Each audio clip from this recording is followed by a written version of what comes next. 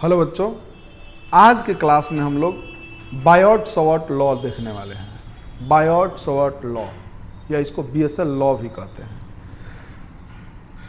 ये आपका magnetic effect of electric current का बेस है। बिना इसके आप magnetic effect of electric current chapter को ढंग से नहीं समझ पाएंगे। बेसिकली बात यह है बबुआ कि ओवेस्टर्ड साहब ने एक बात बता दिए थे कि अगर किसी तार से अगर कोई वायर है और इस वायर से हम करंट भेजते हैं कुछ आई, तो ये वायर के चारों ओर मैग्नेटिक फील्ड जनरेट हो जाएगा और ये वायर स्वयं मैग्नेट जैसा बिहेव करने लगेगा। ओवेस्टर्ड साहब ने तो ये बात बता दिए थे कि जब भी किसी वायर से करंट जाता है तो वायर के चारों ओर मैग्नेटिक फील्ड जनरेट हो जाता है।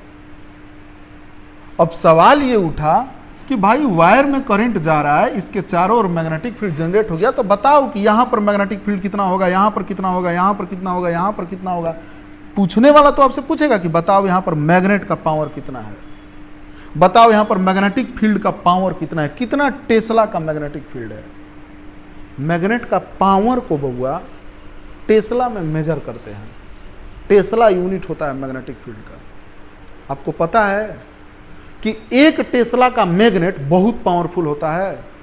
एक टेस्ला का मैग्नेट के पास पावर है कि आपके अंगुली के हड्डी को तोड़ सकता है।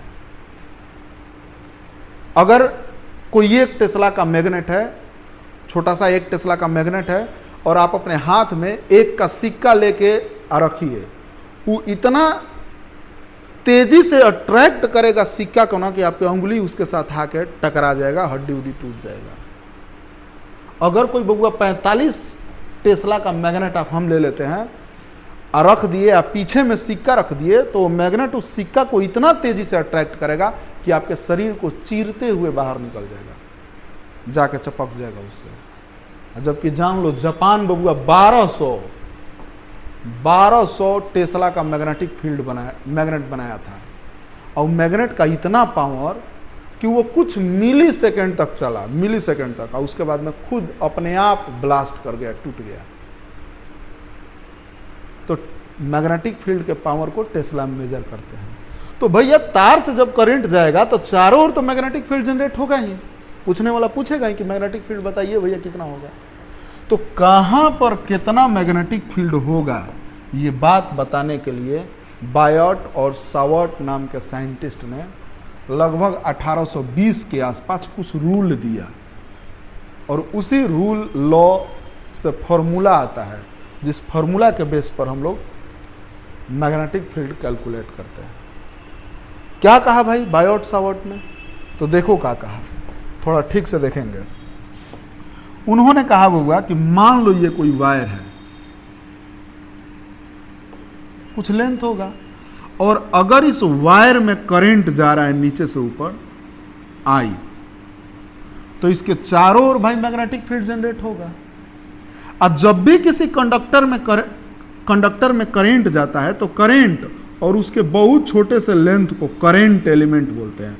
मान लो अगर ये बहुत छोटा सा लेंथ है ए बी, तो करंट का वैल्यू और इस छोटा सा लेंथ को करंट एलिमेंट कहते हैं।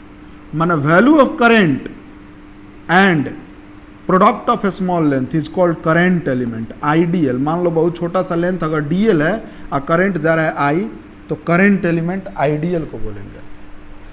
तो वो एक कंडक्टर है, इसमें करंट जा रहा है जिसका करंट एलिमेंट आईडीएल है, तो इसके चारों ओर मैग्नेटिक फील्ड जनरेट होगा।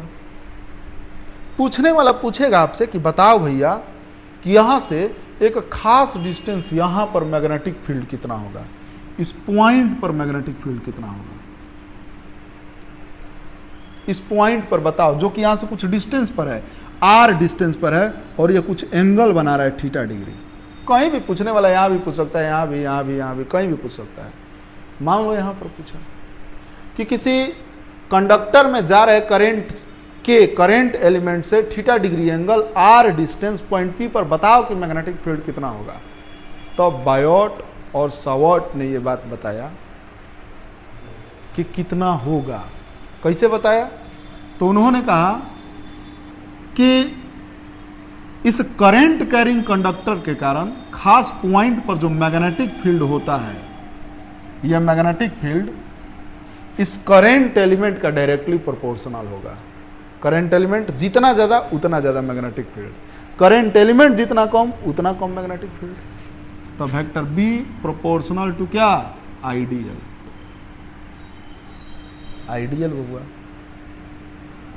Equation first. दूसरा लॉ में यह कहा कि किसी करंट कैरिंग कंडक्टर के कारण खास पॉइंट पर मैग्नेटिक फील्ड, ये जो भी एंगल बना रहा है इस एंगल के साइन थीटा का डायरेक्टली प्रोपोर्शनल होता है, directly proportional to sine of angle, equation 2। और थर्ड लॉ में कहा कि इस करंट कैरिंग कंडक्टर के कारण जिस पॉइंट पर मैग्नेटिक फील्ड निकालना है, यह करंट कैरिंग कंडक्टर और इस पॉइंट के बीच डिस्टेंस के स्क्वायर का इन्वर्सली प्रोपोर्शनल होता है। मतलब vector B inversely proportional distance के स्क्वायर। ये 3 लॉ बाबू दिया गया और इसी 3 लॉ के हेल्प से फॉर्मूला निकल के आ गया। एक साथ करो तीनों को। वेक्टर बी चाहे लिख दो from equation first comma second and third.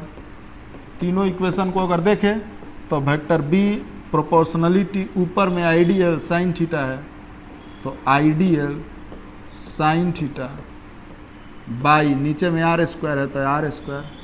आपको पता है कि जब भी प्रोपोर्शनलिटी का साइन हटता है तो इक्वल टू और अपना मन से कांस्टेंट टर्म आता है, तो यहां पर constant term mu naught by 4 pi I dl sine theta by r square. कोई दिक्कत? म्यू नॉट बाई 4 पाई का वैल्यू क्या होता है भाई? 10⁻⁻⁷। मतलब कि एक फॉर्मूला दे दिया कि b equal to mu naught by 4 pi I dl sine theta by r square. इसी को BSL लॉ कहते हैं। इसी फॉर्मूला के हेल्प से किसी भी करंट एलिमेंट, किसी कंडक्टर में जा रहे करंट के कारण चारों ओर जो मैग्नेटिक फील्ड होगा निकाल सकते हैं कि एक खास पॉइंट पर कितना मैग्नेटिक फील्ड होगा। मतलब करंट कैरिंग कंडक्टर के कारण खास पॉइंट पर मैग्नेटिक फील्ड इसी फॉर्मूला के हेल्प से निकाला जाता है। अब मैग्नेटिक फील्ड यहां पर तो पता चल जाएगा इस फॉर्मूला पर, लेकिन मैग्नेटिक फील्ड क्या होता है? Vector quantity. इसका डायरेक्शन भी बताना पड़ेगा। तो डायरेक्शन बताने के लिए बहुत सारा रूल है। लेफ्ट हैंड पाम रूल है, राइट हैंड थंब रूल है, स्क्रू रूल है, बहुत सारा रूल है जिसके हेल्प से आप डायरेक्शन निकाल सकते हैं। तो यही BSL लॉ होता है। इसका यूज बहुत सारे जगहों पर किया जाता है। तो नेक्स्ट क्लास में बाबू हम लोग इस BSL लॉ का जो मैग्नेटिक फील्ड का डायरेक्शन है उसको हम लोग कैलकुलेट करेंगे और साथ में इसका एप्लीकेशन पढ़ेंगे। Thank you.